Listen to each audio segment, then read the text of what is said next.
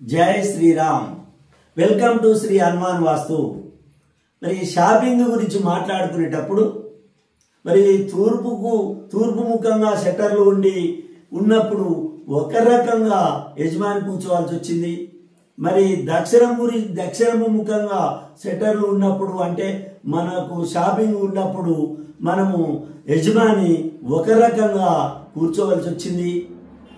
ఇప్పుడు పడమర సింహద్వారం అంటే పడమర అంటే ఉత్తర దక్షిణానికి పెద్ద రోడ్డు ఉండి ఆ రోడ్డుకు మనం బిజినెస్ చేసే విధంగా పడమర ముఖంగా మన యొక్క షాపింగ్ ఉన్నట్టయితే అది సింహద్వారమే కావచ్చు, సెటర్లే కావచ్చు, ఒకటే కావచ్చు, రెండే కావచ్చు, ఎన్ని సెటర్లు ఉన్నా కానీ ఆ షాపింగ్ లో మరి యజమాని ఏ పద్ధతిలో కూర్చొని బిజినెస్ చేస్తే మనకు లాభదాయకంగా ఉంటుందంటే ఇందులో కూర్చునే ఒక బిజినెస్ దారి మేనేజరు అనుకోవచ్చు, ఓనర్ అనుకోవచ్చు, వీళ్ళు కూర్చునే పద్ధతి నైరుతిలో ఉత్తర దిశగా చూస్తూ నైరుతిలో కూర్చొని ఎవరు ఈ బిజినెస్ యొక్క ఓనరు ఎవరైతే ఉన్నారో నైరుతిలో కూర్చొని వారు కుర్చీ మీద కానీ ముందులో టేబుల్ వేసుకొని కూర్చున్నట్లయితే వారి ముఖము ఉత్తరాభిముఖంగా చూస్తూ కూర్చున్నట్లయితే ఆ వచ్చే బిజినెస్ కు వచ్చే కస్టమర్స్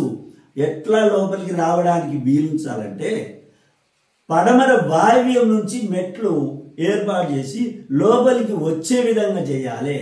పడమర వాయువ్యం నుండి లోపలికి వచ్చేది మనం చెప్పుకునేది ఇప్పుడు పడమర పేసు గల్ల బిజినెస్ మన యొక్క షాపుకు మాత్రము పడమర వాయువ్యం నుండి లోపలికి వచ్చే విధంగా చేసి మరి ఆ సామాన్లన్నీ చూసి వాళ్ళు రేట్ చేసుకొని మరి ఓనర్ దగ్గరకు వచ్చి కూర్చొని బేరం మాట్లాడేటప్పటికి ఓనరు ఉత్తరాభిముఖంగా కూర్చోవాలి।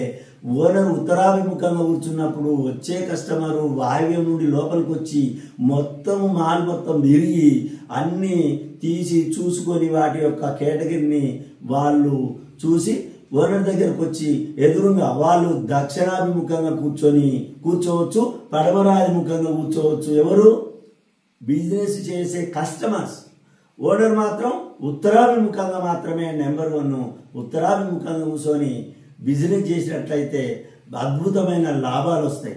ఆ లాభాలు వచ్చినా వాటిని అంటే మనం బిజినెస్ చేసే డబ్బుని మనకు ఇక్కడ కూర్చున్నప్పుడు ఉత్తరాభిముఖంగా కూర్చున్నప్పుడు గల్ల పెట్టే మనకు ఎక్కడ ఉండాలంటే ఉత్తరాభిముఖంగా ఎప్పుడైతే ఓనర్ కూర్చుంటుండో ఆ ఓనర్ గారికి ఎడమ వైపున ఉత్తరం ముఖం చూస్తూ బిజినెస్ దారి ఓనర్ కూర్చున్నప్పుడు ఎడమ వైపున గల్ల పెట్టి ఉండాలి।